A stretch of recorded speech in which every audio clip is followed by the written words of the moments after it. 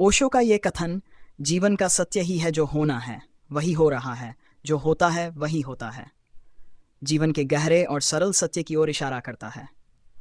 इस कथन का अर्थ है कि जीवन में जो घटनाएं घट रही हैं वे अपने आप में पूर्ण और अनिवार्य हैं। इसके पीछे ओशो का संदेश यह है कि हमें जीवन को उसके वास्तविक स्वरूप में समझना चाहिए और उसे स्वीकार करना चाहिए। नंबर 1, स्वीकार्यता का महत्व। ओशो के इस कथन का मुख्य सार यह है कि जीवन में हर घटना, चाहे वह सुखद हो या दुखद, आवश्यक रूप से घटती है।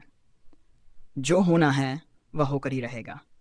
इसे स्वीकार करना हमारे लिए शांति और संतोष का मार्ग खोल सकता है। जब हम इसे समझते हैं और जीवन को उसकी सहजता में अपनाते हैं तो हमारा संघर्ष कम हो जाता है। ओशो का कहना है कि जब हम किसी भी स्थिति का प्रतिरोध नहीं करते और उसे जैसा है वैसा स्वीकार करते हैं तो हम जीवन के प्रवाह के साथ एक हो जाते हैं। नंबर 2, समय और परिस्थिति पर नियंत्रण का भ्रम। ओशो ये भी कहते हैं कि हम में से अधिकांश लोग जीवन के हर पहलू पर नियंत्रण रखना चाहते हैं। हम सोचते हैं कि हम अपने जीवन को पूरी तरह से संचालित कर सकते हैं और जो हम चाहें वही घटेगा, लेकिन ये मात्र एक भ्रम है। हम ये नहीं जानते कि किस समय किस परिस्थिति में क्या होना है। ओशो के अनुसार जीवन की घटनाएं अपने आप घटित होती हैं और उन पर हमारा नियंत्रण नहीं है। जब हम इस सच्चाई को समझते हैं तो जीवन में आने वाले बदलावों के प्रति हमारा दृष्टिकोण बदल जाता है और हम स्वतंत्रता महसूस करने लगते हैं। नंबर 3, वर्तमान में जीने का महत्व। इस कथन का एक अन्य महत्वपूर्ण पहलू यह है कि ओशो हमें वर्तमान में जीने की प्रेरणा देते हैं। जब हम ये स्वीकार करते हैं कि जो होना है वही होगा, तो हम भविष्य की चिंता से मुक्त हो जाते हैं और वर्तमान क्षण में जीने लगते हैं। ओशो कहते हैं कि जो बीत गया है उसे बदलना हमारे बस में नहीं है और जो आने वाला है उसे पूरी तरह से समझना भी संभव नहीं है। अतः जो क्षण अभी हमारे पास है उसे पूरी तरह जीना ही जीवन का सही तरीका है। नंबर 4, आंतरिक शांति की प्राप्ति। ओशो का यह विचार कि जो होता है वही होता है हमें आंतरिक शांति की ओर ले जाता है। जब हम अपने जीवन की घटनाओं को सहजता से स्वीकार करते हैं तो हमारे मन में अनावश्यक तनाव और अशांति नहीं रहती। हम अपने भीतर एक गहरे संतोष का अनुभव करते हैं। ओशो का मानना है कि जीवन में शांति पाने का एकमात्र मार्ग यही है कि हम खुद को प्रवाह में बहने दें और घटनाओं को जैसा है वैसा ही स्वीकार करें। नंबर 5, अहंकार का त्याग। ओशो यह भी स्पष्ट करते हैं कि जीवन को इस तरह समझने के लिए हमें अपने अहंकार का त्याग करना होगा।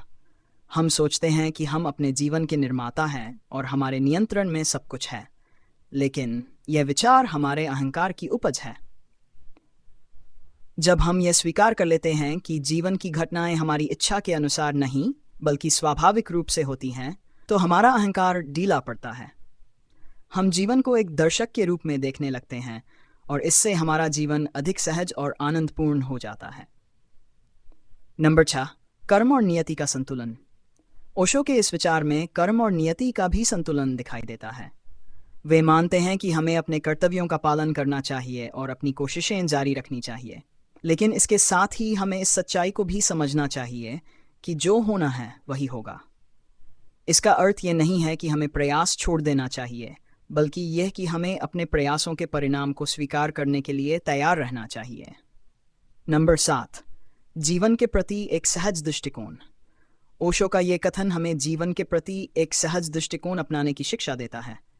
जीवन को बोझ या संघर्ष की तरह नहीं, बल्कि एक सुंदर प्रवाह की तरह देखना चाहिए।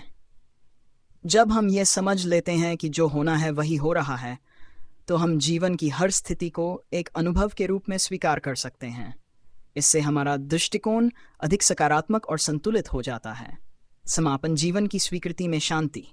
ओशो का ये कथन हमें यह सिखाता है कि जीवन में जो कुछ भी घटित हो रहा है वह अपने आप में एक गहरी सच्चाई और पूर्णता है।